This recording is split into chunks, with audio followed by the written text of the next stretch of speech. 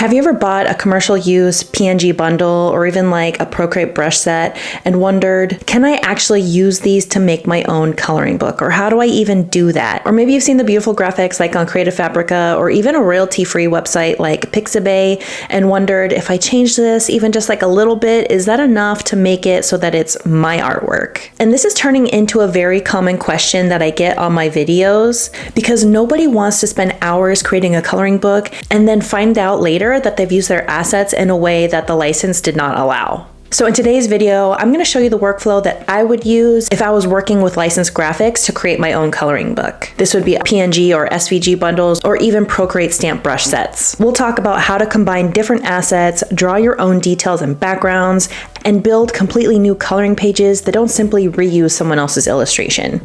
Now, I do want to mention before we jump in that I am not a lawyer and this is not legal advice. Every commercial license is different, so it's very important that you read that fine print once you start using someone else's artwork to make your own products. What I'm showing today is my creative process and the things I would do to create original coloring book illustrations while respecting the artist's license. So let's get started. So the first thing I would do is read the license. And I know this is not the exciting part, but it is very important to do so. Before I would even download art to use, I would review the license and what is allowed to do with that artwork. Different websites and artists have different rules. Some graphics are public domain, some are commercial use, and commercial use can mean something different to each artist or website. Some let you create unlimited products or specific types of products only. Other artists require an extended license once you reach a certain number of sales. So say you've made a product using the artwork from another artist, like a coloring book. If you've sold like 500 or 1,000 plus units of that coloring book, you may need an extended license. This would be specified in their license. Most licenses specifically say you cannot redistribute the artwork by itself. This is especially important for coloring books because if you simply place someone's illustration on a page and sell it, that might not be allowed under their license. So before I spend hours making anything, I make sure I know exactly what the artist allows. For the black line art illustrations that I sell some with free commercial use included with their purchase, meaning a person can make their own artwork using my image and sell either physical or digital products with it. Other products I sell, I limit it to physical products only unless they were to purchase an extended commercial license, and then they can also sell digital products. And I do not allow redistribution or alteration of any of my original designs or my products. So think of it this way. If you buy a bag of chocolate chips, you can't just pour them into a new bag, put your own label on them, and claim that you're a baker. But if you use those chocolate chips to bake a batch of cookies, you've created something new. The chocolate chips were just one ingredient of the finished product. That's how I like to think about licensed products. They're not meant to be the finished product.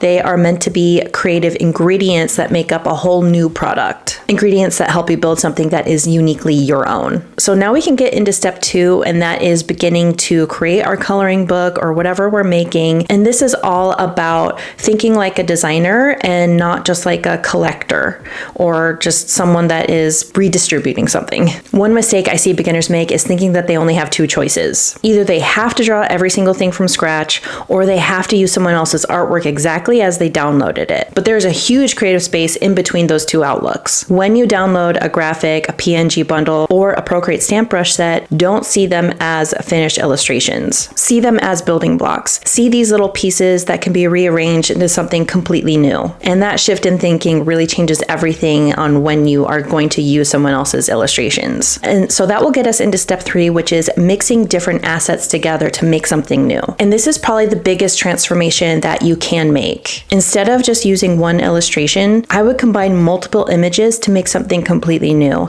So if I were to buy something like this bundle of sea animals, I sell this one personally, I can use a hero image like this octopus and then add some background and supporting characters to add some more detail. And then I can draw in my own background. None of these pieces originally belonged together, but now they create a brand new scene that didn't exist before. So instead of copying one artist's illustration, I'm designing my own composition using licensed elements as creative building blocks. We're going to talk about step 4, which is redrawing instead of copying. And this is shifting gears a little bit on what type of image that you've licensed. So now we can suppose maybe you didn't download a PNG illustration pack, but maybe you downloaded an actual photograph or a composed image. You maybe downloaded a royalty-free stock photo that you want to borrow the composition for a coloring page. This is where your drawing style really starts to take over. Downloading royalty-free images is a great way to learn how to compose images and have a starting point on where to draw.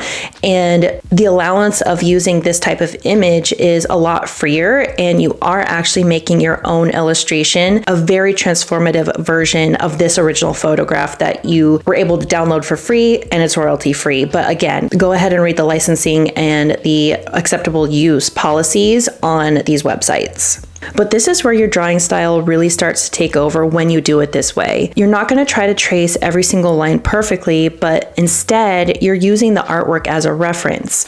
So maybe change like a face shape, maybe make eyes bigger, really simplify a lot of the details. You can change a smile, you can give them a completely different hairstyle, adjust body proportions, and really simplify and almost cartoonify a lot of those details. Sometimes by the time you finished, almost every single line has been redrawn, but the original image that you use simply helped you understand the structure and the composition. This is a great way to practice making your own designs, but still having a starting point and not feel like you're starting from scratch or get some sort of artist block on where to start. And then with step 5, this is challenging yourself to make bigger creative changes. One thing that is going to turn you into an actual coloring book artist is to challenge yourself to change several major parts of a photo or an illustration from a royalty-free stock image site, for example. Not because there is a magic number that makes something legally different and legally transformed into your own illustration, because there really isn't a magic number of how many things you change that makes it your own. I simply find that pushing myself to make several creative changes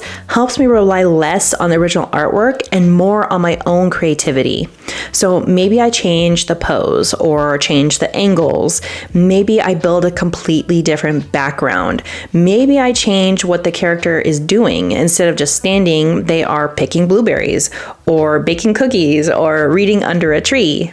The more the creative decisions I make, the more the page starts to feel like my own. And step 6 is one of the most important things you can do for this whole process, and that is adding your own style. Your style is what makes people recognize your books for who you are. For me, I love bold outlines. I love cute expressions, simple shapes. I'm usually inspired by nature, tiny decorative elements that make every page feel kind of warm and inviting and not kind of stark and just plain.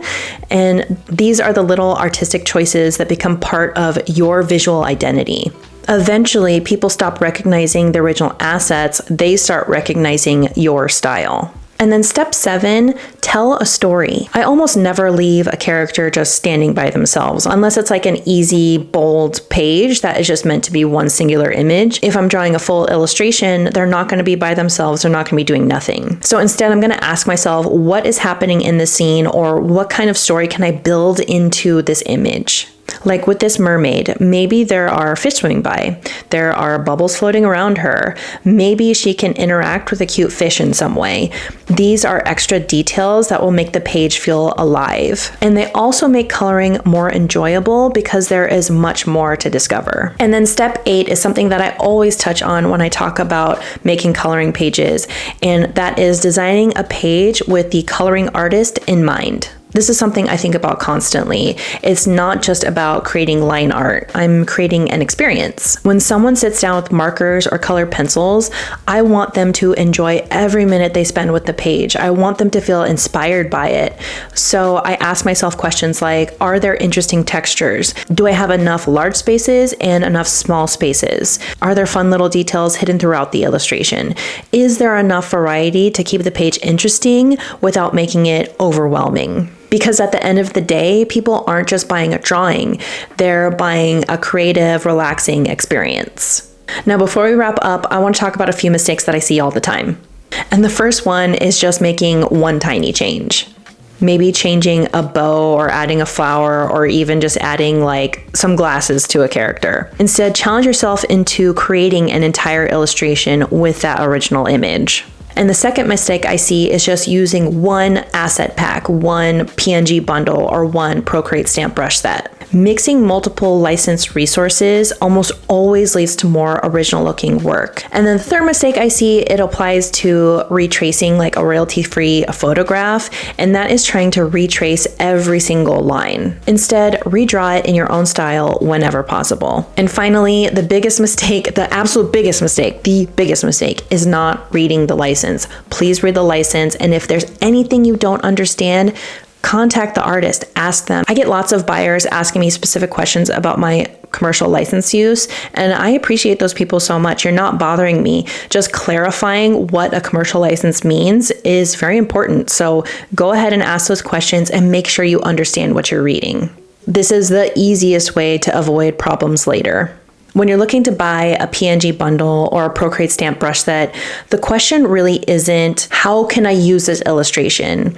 Instead, the question really should be, what story do I want to tell? Then use those graphics as inspiration and as creative building blocks to tell your own story. That mindset shift will completely change how you create coloring books using licensed artwork. So once you've successfully made your coloring book and ensured you've used these images according to their license, let me show you how to publish it using Amazon KDP in this video right here.